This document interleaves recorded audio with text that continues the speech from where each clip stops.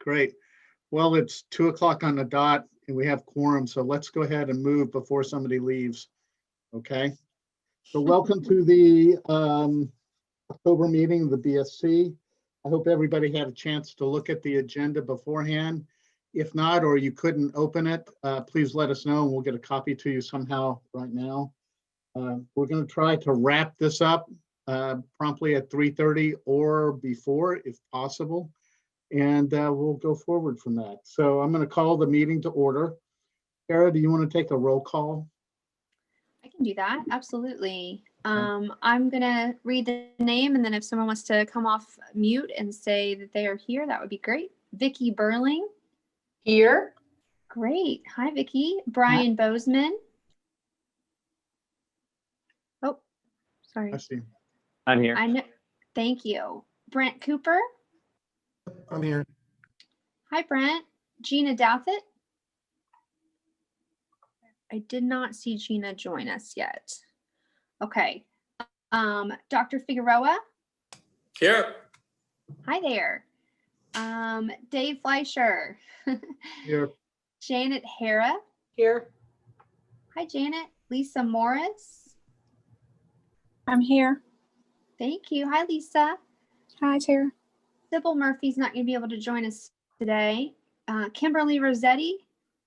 Hi, I'm here. Hi, Kimberly. Hello. Connie Schnell. Here. Hi, Connie. Hi. Let's see. Krista Schutzman. I'm here. Robert Stafford. No. Okay. Michelle Tyson. Not yet. And Rhonda Whitaker. Okay. So we currently have 10 out of 15, which does meet your requirements for quorum. Okay, great. So before we get started, just a little bit of housekeeping. Just as a reminder, part of the bylaws of the WIB is to utilize the camera on your phone. So it's important that we see everybody during the meeting. If you have to step out for a second, of course, certainly, but as we're going through, we like to make sure that we've got an audience in place. So with that, I'm going to ask for self-identification. Does anybody need to self-identify? And just as a reminder for those new members, that would be if you felt you had a conflict of interest. Okay. All right. So if it comes up, if we're doing a vote, don't hesitate to identify at that point. So hopefully everybody had a chance to look at the minutes. Or is there any clarification or updates to the meeting minutes from last meeting on, I think it was August, mid-August? If not, I'll accept a motion to approve those minutes. Connie Schnell, approve. Okay. Any discussion? If not, second? I'll second. Vicki Burling. Okay, great. All in favor, raise your hand. Okay, show that the motion passed. Okay, so the next item on the agenda is discussion regarding programming. We're going to hear from Corey about a couple of activities going on, and then Tara's going to talk a little bit about some Career Center certification. So Corey, you want to go ahead and start, please?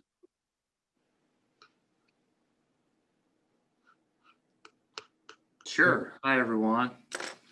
I just wanted to let everyone know that you should have received this in your email a couple of weeks ago, and I appreciate the feedback that I've received from several of you about the Employer Resource Guide that officially was made available to the public, the employer community. So thank you again for everyone who was a part of that, whether it was your involvement with the Workforce Partner Roundtable or just providing your feedback as business service committee members. We appreciate that. Also a reminder, this is a living, breathing document or resource. So we fully anticipate that we'll be updating this pretty regularly as we go forward. But I feel really good about the product as it is now. And so hopefully our employers feel the same way. And our next charge will be to make sure that we're doing all we can to get this resource in front of employers. The only other thing I really wanted to mention is that we were successful in improving our employer satisfaction rate since the last time we met. We put some strategies in place to broaden our audience when it comes to asking for their feedback. So I mentioned this at a previous meeting, but in a nutshell, we primarily received employer feedback based on our 4 signature job fairs that occur every year. And that feedback was limited. And so what we decided to do was expand our reach and survey employers more regularly. Eric's team of business service representatives have been sending their employer partners surveys on a regular basis. We've been surveying employers after they've participated on our Facebook Live event, for example. After we do smaller hiring events, we've been surveying. And as we expected, we saw a noticeable increase in satisfaction rates. It went from 86% to 96%. Our goal was 97%, so we're almost there.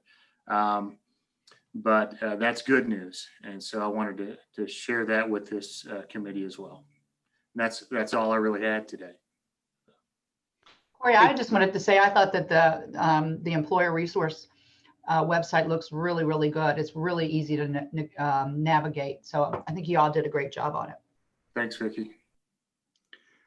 I agree. I looked through it. I thought it was wonderful. Can you talk a little bit, Corey, if you don't mind, on how you rolled it out to the community and how we'll keep it out there in case we have new people coming on or new businesses that, you know, from time to time we have individuals that change roles inside those businesses, and sometimes that information's not carried over from one person to another. Certainly. So our rolling out of the resource guide is going to be a gradual process. One of the things to start is that all of the organizations that are a part of the Northern Kentucky Workforce Partner Roundtable have sort of agreed to be champions of this resource. So I would expect that in the coming months, we will start to add that resource to each of our respective websites so that businesses who are visiting, you know, the Northern Kentucky Chamber's website or Gateway's website or Northern Kentucky Triad will be able to access that resource on that site. We also talked about creating business cards with QR codes so that we can share those with employers, and then that way the employer can just scan the QR code and that resource would be readily accessible to them. In terms of upkeep of the information, really appreciate the Area Development District and Katie Joe, who's agreed to sort of be our point person or gatekeeper for making sure that all of the information that's a part of that resource guide is current, and that will also be a shared responsibility really of all of the respective partners to make sure that they're notifying us when certain information has changed. Okay, thanks. You're welcome.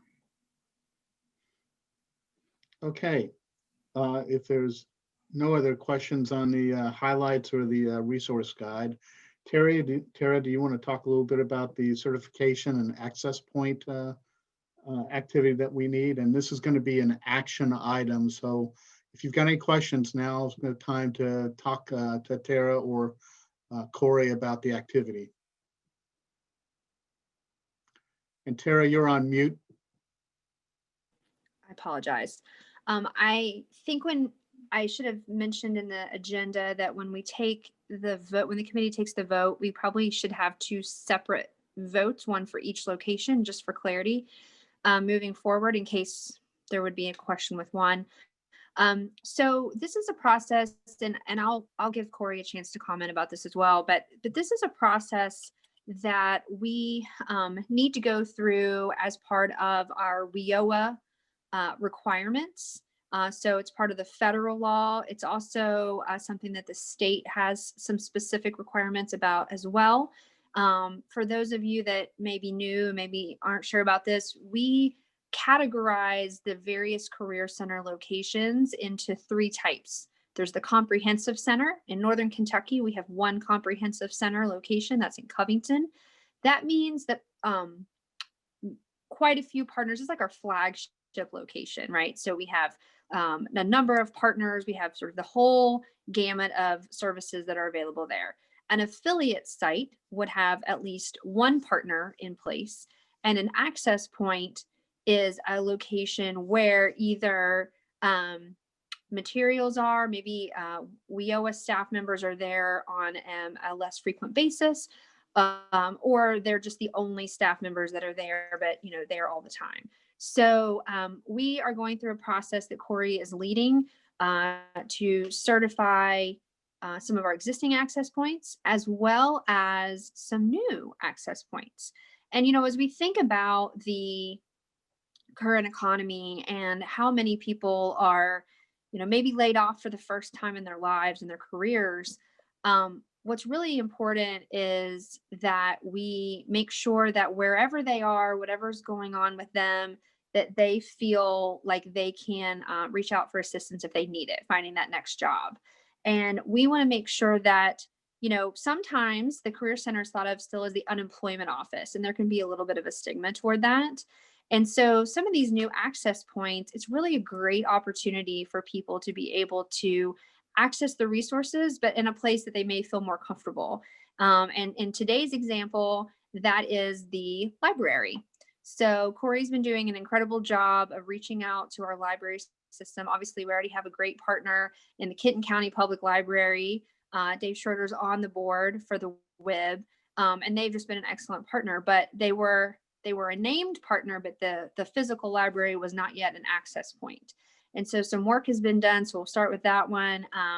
Brian Bozeman who's on this committee, is a new member, stepped up and agreed to come to the site visit. And so we went through, so thank you, Brian. And we went through a very, very thorough site visit, got to see everything that the library is doing for job seekers and employers, and went through a pretty easy checklist of things that are required for an access point. The library hit every mark. And so we're bringing today to you, in your packet, you have the documents that were provided, but really just wanted to see if anyone had any questions. And we'd like to ask for your vote to recommend to the full board that again, starting with this one, that the Kenton County Library Erlanger branch be certified as an access point for the Career Center. And I didn't know if, Brian, did you have anything that you wanted to share from your experience?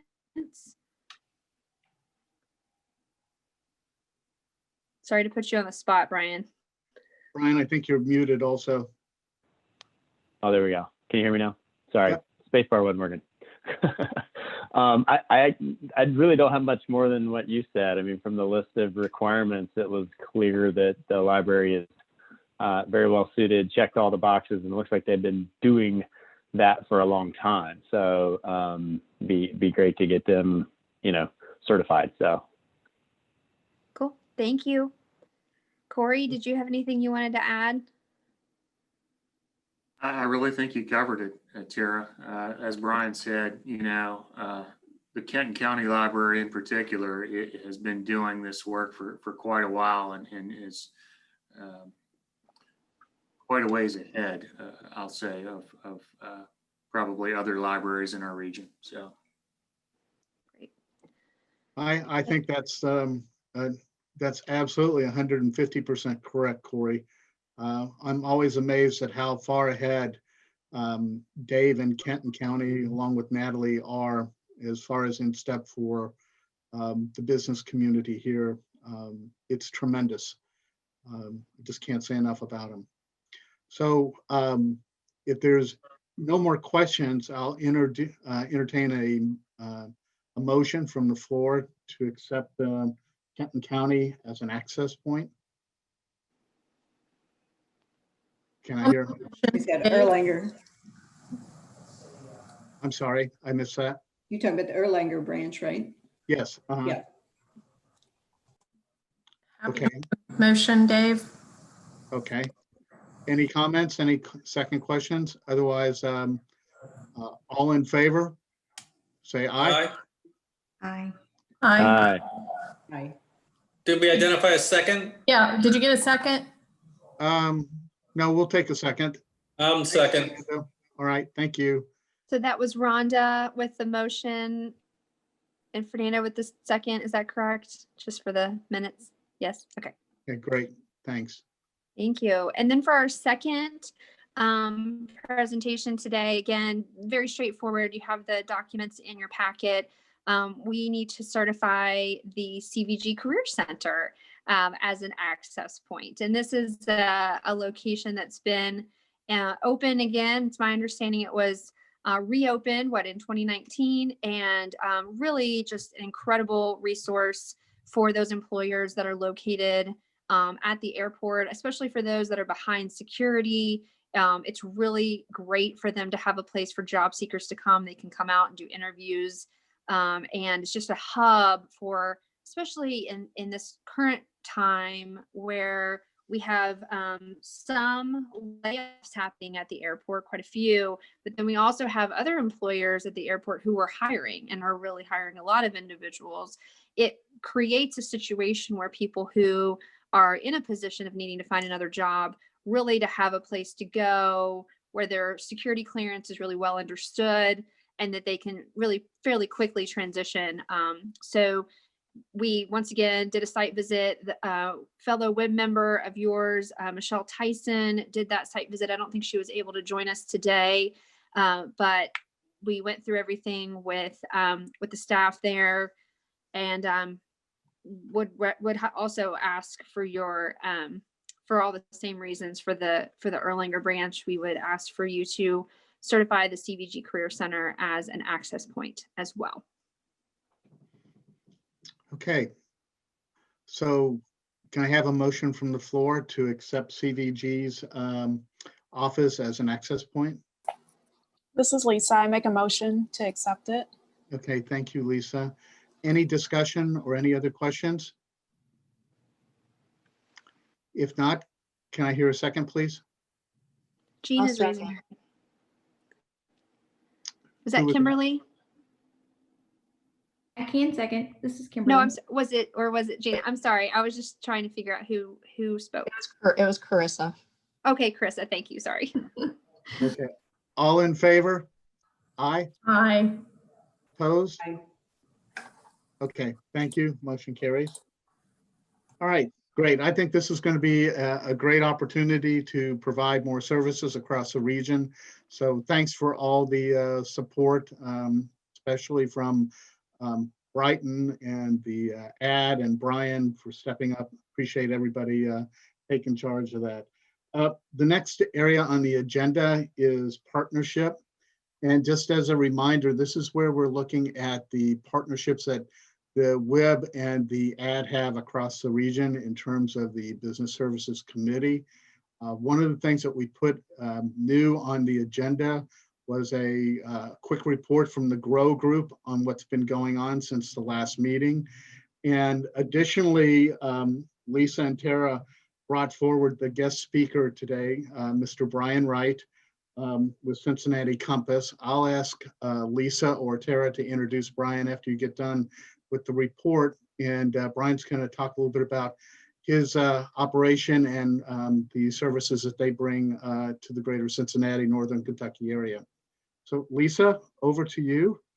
If you can give us a quick update, it'd be great. Yeah, so thanks so much for having me today.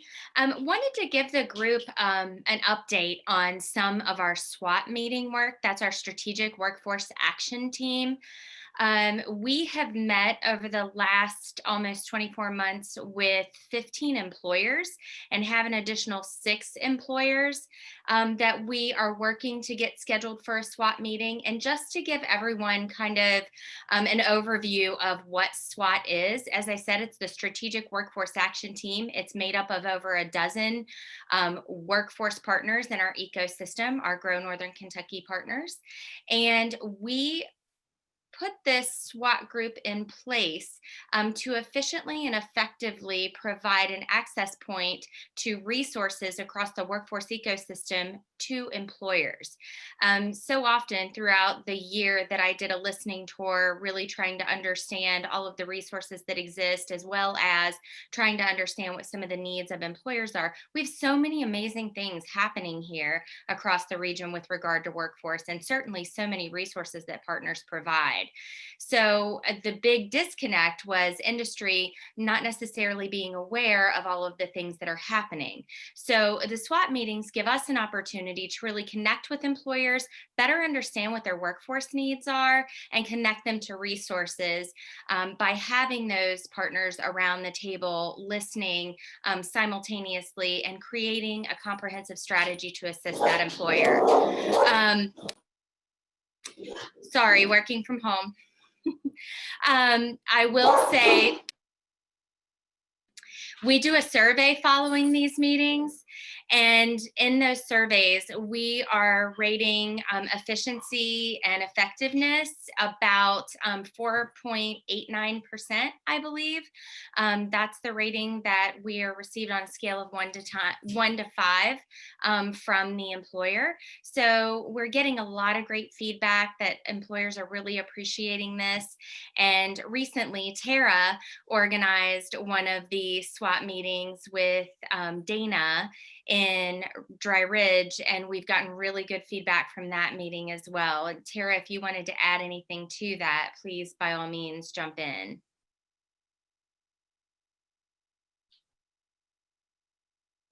Sorry, I was doing something with the Zoom. No, Lisa, I think that the model really just speaks for itself. Having every partner come together and being able to really wrap around these employers.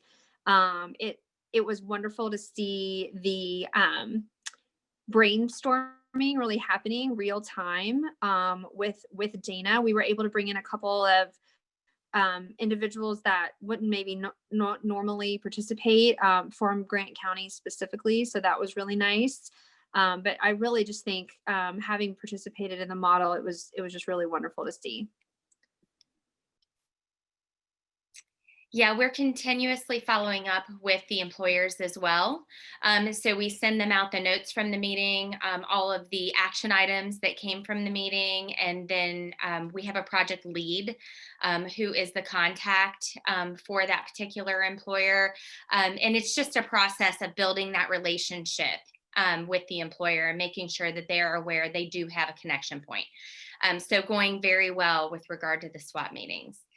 Now, unless anyone has questions specifically for me. I do, Lisa, I do have a question. Yeah. I know a lot of the partners that are on the SWAT teams also are involved with the WIB and the ad quite a bit. But are there any requests coming from the SWAT team that this group can help facilitate or support? And if not, if you would throw them a lifeline at the next meeting and ask them how we can help. I certainly think that we could be responsible for a couple of tasks coming out of that group if needed, or help clear any barriers. All right. So actually, I'm really glad you brought that up. There are a couple of things that I see a direct connect to this group.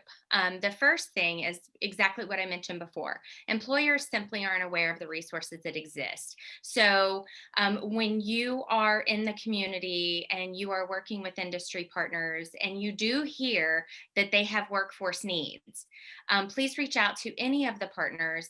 You could start with me, you could go to Tara, As I said, there are over a dozen of us that serve on the SWAT group specifically.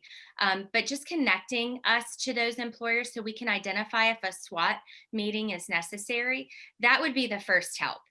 Because it's about getting the word out. And from what I understand, just working with different partners across the state and even some of our national partners, this is somewhat unique how we're organized to really connect with employers and to create that comprehensive plan of action to really help them with their workforce challenges, and how deeply we are connected as far as partners within the workforce ecosystem.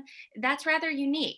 So really want to get the word out about that to let them know that they're not alone and that there are resources out there. So that's the first ask. The second ask that recently came up with a couple of the employers is the transportation piece. They would really love to see more resources around transportation for potential workforce.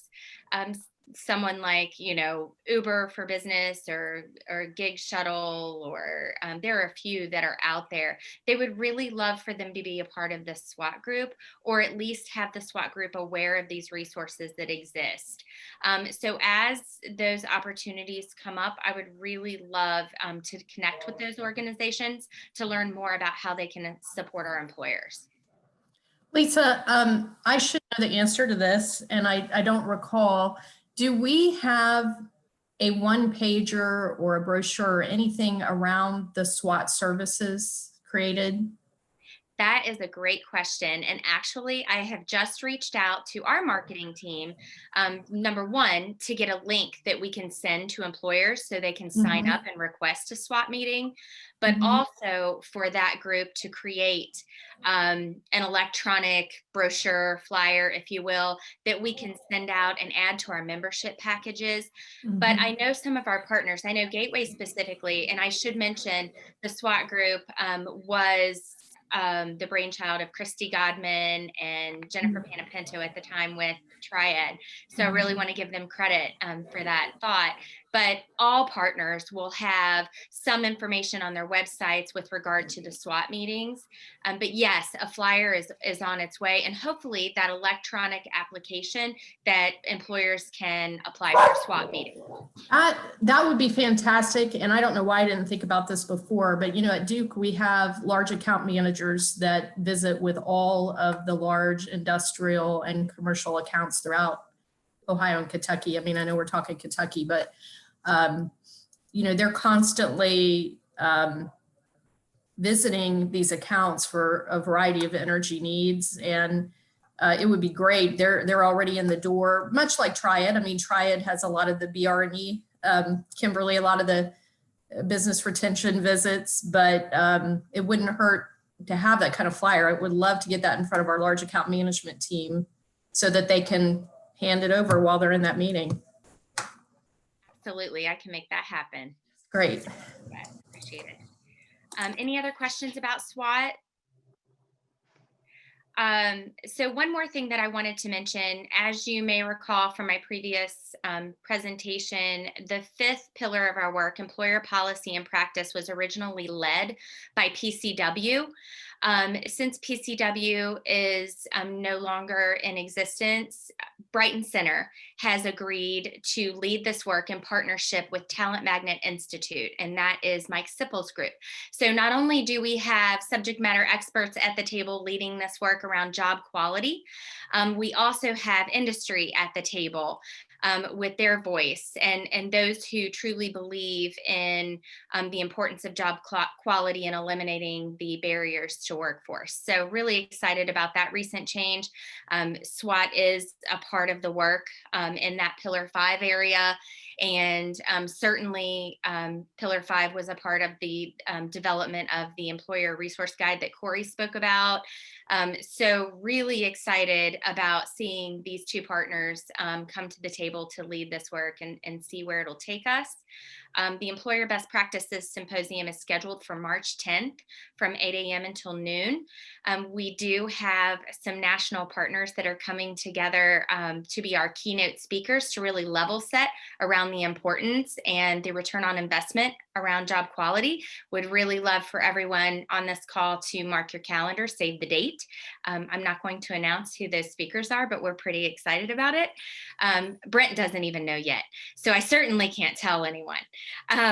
But with that, just please mark your calendar. And we will be doing an all call for speakers that will be filling in for some of the breakout sessions. So keep your eyes and ears open for that as well.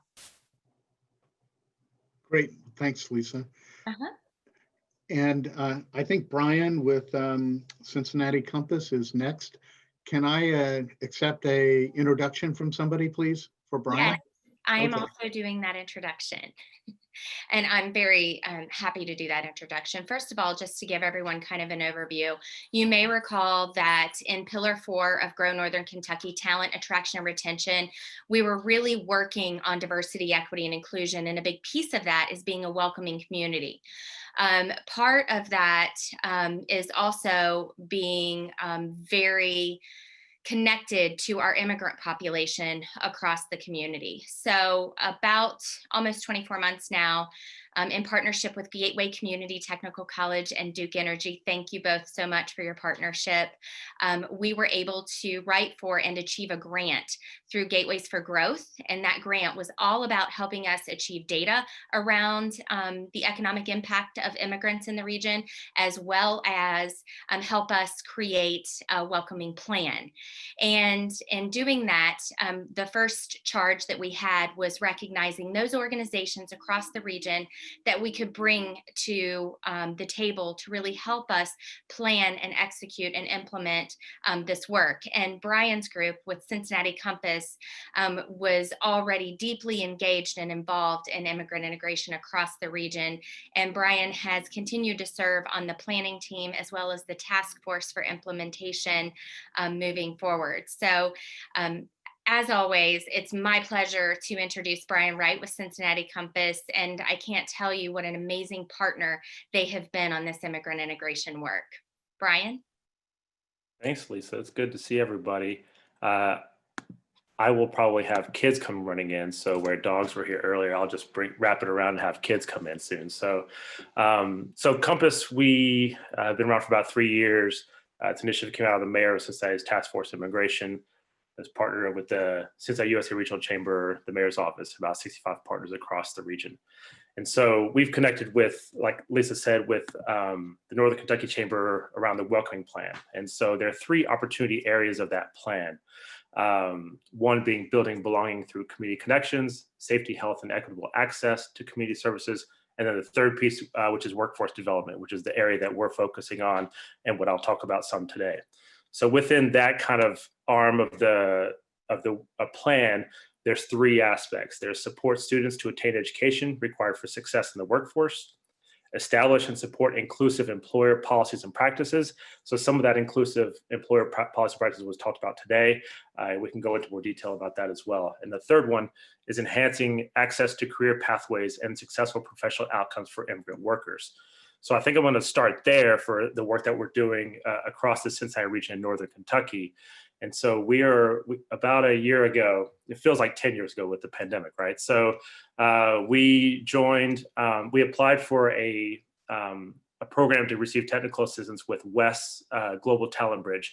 So WES, World Education Services, provides credential evaluations for people wanting to enter into post-secondary education. And so they realized that they needed to do more than just credit evaluations, that they really wanted to work in, provide some support in the workforce space to help internationally trained individuals get back into their fields. So we applied for this, and we're partnering with the Northern Kentucky Chamber and Brighton Center. And so Ellen is here as well. And then Brooke Meyer from the Cincinnati Hamilton County Public Library. But there's like concentric circles of support. And so what we're working on, it's really to support internationally trained professionals